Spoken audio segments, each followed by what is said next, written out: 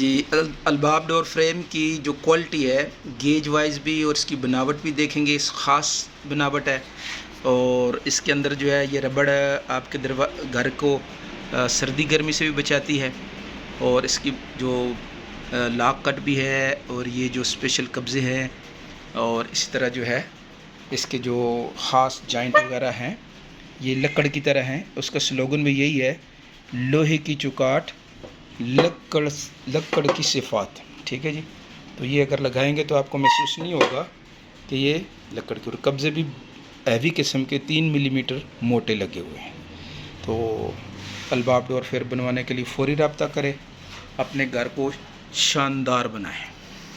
अलबाब door frames, लोहे की ऐसी चौकाट जिसमें है लकड़ से भी ज्यादा सिफात। यानी अब आप अपने घर में लगवाएं अलबाब की चौकाटें, जिसमें मिले आपको लगे लगाए 5 इंच बैरिंग वाले पायदार कब्जे, पताम में लगी इंपोर्टेड सील रबड़ से मिले आपको बेआवाज दरवाजे, और कमरा भी रहे टेम्परेचर कंट्रोल।